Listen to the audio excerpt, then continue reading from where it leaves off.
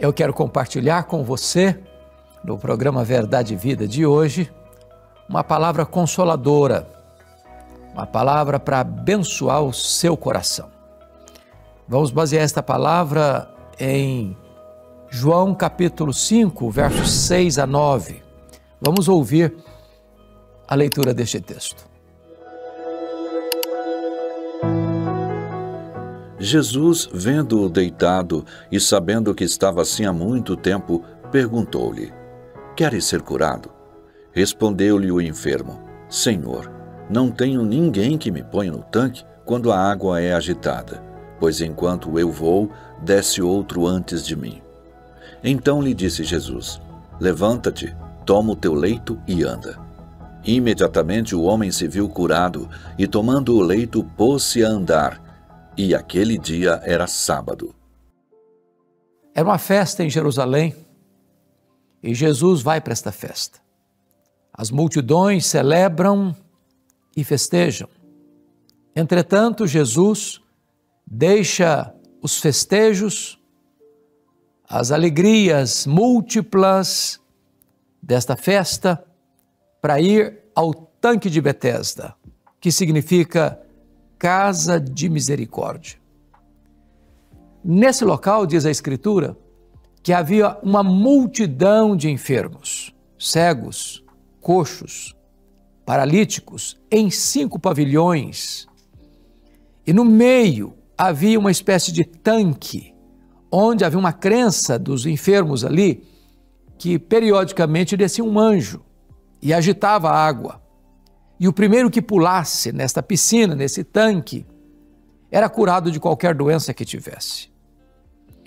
É claro que esses enfermos que estão ali não eram enfermos como temos hoje na maioria dos nossos hospitais. Pessoas que entram, são tratadas, curadas e retornam para sua casa.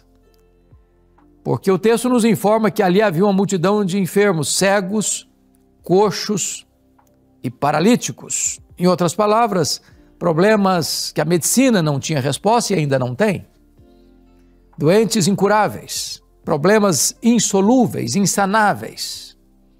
Gente estava ali com a esperança morta, achatadas pelo sofrimento, pela dor, pela angústia, pelo desprezo. E diz a Bíblia que Jesus vai e percorre esses pavilhões e ele identifica um homem, talvez a maquete do sofrimento, talvez o espectro da dor, o cenário mais assombroso da desesperança humana. E diz o texto, sabendo Jesus que ele estava assim há 38 anos, isso é um fato muito, muito relevante a ser destacado. Relevante porque Jesus tem conhecimento de tudo e de todos. Nada escapa ao seu saber. Portanto, Jesus não só vê o problema daquele homem rendido à doença, lançado numa maca, talvez rota, mal cheirosa, há tanto tempo. Jesus sabia exatamente quanto tempo ele estava sofrendo, as causas do seu sofrimento, porque o texto prosseguindo no verso 14 diz que o passado daquele homem tinha sido a causa da sua paralisia no presente. Então preciso lhe dizer que Jesus sabe quem é você, sabe de onde você veio, sabe como você está, sabe as dores que açoitam o seu coração, os vendavais que fuzilam a sua alma. Ele sabe exatamente qual é o seu diagnóstico, muito melhor do que você mesmo sabe a seu respeito. E Jesus, então, diante do conhecimento pleno, absoluto, diante da sua onisciência, Jesus faz para esse homem uma pergunta maravilhosa. Você quer ser curado? Esta é uma pergunta emblemática, Porque você pode até pensar como um enfermo, um doente, não gostaria de ser curado? É muito óbvia essa pergunta. É o óbvio ululante, diríamos nós. Mas por que Jesus faz essa pergunta? Você quer ser curado? Há muitas pessoas que se acomodaram com a doença. Há muitas pessoas que não acreditam que o seu quadro, por mais assombroso, possa ser revertido. Há pessoas que creem nesse determinismo cego da crença e filosofia de Gabriela: eu nasci assim, eu cresci assim, eu vou morrer assim. Não há janela de escape, não há porta de saída. Talvez você está também com a esperança morta. E Jesus está perguntando a você: você quer ser curado? Jesus não pergunta para aquele homem quanto tempo você está sofrendo. Jesus não pergunta para ele qual é a causa do seu sofrimento. Jesus não pergunta para ele se ele tem condições de ajudar a si mesmo ou se outras pessoas já tentaram ajudá-lo. Jesus só faz uma pergunta: você quer ser curado? É a pergunta que eu lhe faço também neste momento. Eu não sei qual é exatamente a luta que você vive, o drama que você passa. Eu não sei exatamente quais são os horrores que assustam a sua alma. Eu não sei quais são os cipós da vida, as algemas invisíveis que prendem você, que amarram você, que tornam você uma pessoa escrava do medo. Mas Jesus está hoje perguntando a você: você quer ser curado? Você quer ser curado? Diante desta pergunta maravilhosa, Jesus escuta uma resposta confusa. Porque quando você faz uma pergunta objetiva, você espera uma resposta objetiva. E a resposta daquele homem deveria ser: sim, eu quero ser curado. Não, eu não quero ser curado. Mas ele não responde nem sim nem não. Ele responde: eu não tenho ninguém. Eu não tenho ninguém. Quando a água é agitada, desce outro antes de mim. Eu sempre fico na fila. A minha esperança esbarra-se na impossibilidade intransponível que eu tenho de me locomover. Eu estou fadado a morrer neste lugar, sem qualquer esperança de cura, de libertação, de voltar à minha vida. Este homem não nasceu paralítico, ele ficou paralítico. E já estava assim há 38 anos. Quando este homem dá essa resposta evasiva, confusa, ele está mostrando que ele tinha um drama maior do que a própria paralisia. Ele era um ser abandonado, esquecido, talvez uma sucata humana, talvez um aborto vivo. Talvez ele sentisse dentro dele esse sentimento de monturo, de ser jogado na lateral da vida, sem qualquer perspectiva de futuro. Talvez você que está agora me ouvindo se sinta assim, desprezado, abandonado, esquecido, marginalizado, sem chance, sem oportunidade.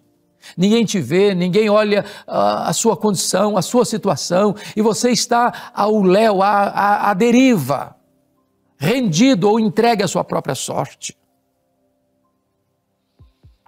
Diante desse fato, diz o texto que Jesus dá para esse homem uma ordem maravilhosa: levanta-te, toma o teu leito e anda. É curioso isso, porque parece-nos que se a primeira pergunta de Jesus era óbvia demais, queres ser curado, agora a sua ordem é absurda demais. Porque tudo que um homem deseja fazer na vida, um paralítico, é andar. E é tudo que ele não consegue fazer. Mandar um paralítico andar é uma ordem ineficaz. Ele não consegue andar. Como um cego não consegue ver, como um surdo não consegue ouvir, como um morto não consegue viver. Mas é maravilhoso que quem dá a ordem dá o poder para que a ordem se cumpra. Jesus, certa feita, lá em Cafarnaum, estava dentro da sinagoga e entrou um homem, diz a Bíblia, com a mão direita, a mão destra, ressequida. E Jesus olha para aquele homem e diz: fica de pé. Depois Jesus diz, vem para o meio. Depois Jesus diz, estenda a tua mão. E aquele homem cujo braço direito estava seco, estendeu a mão. E a mão foi recuperada na hora. Certa feita chegou para Jesus um leproso, tomado de lepra, com seu corpo carcomido pela doença, apodrecendo vivo. E se prostra diante de Jesus e diz, se tu quiseres, tu podes purificar-me. Jesus, profundamente compadecido dele, tocou e disse, quero, fica limpo. E imediatamente o homem ficou limpo. Jesus chegou na beira da sepultura de Lázaro. Lázaro estava morto e sepultado há 4 dias, já cheirando mal. E Jesus grita, Lázaro, vem para fora. E o morto escutou a sua voz. A morte largou as suas garras de Lázaro, e ele ressurge, e ele ressuscita, porque quem dá ordem dá o poder para que a ordem se cumpra.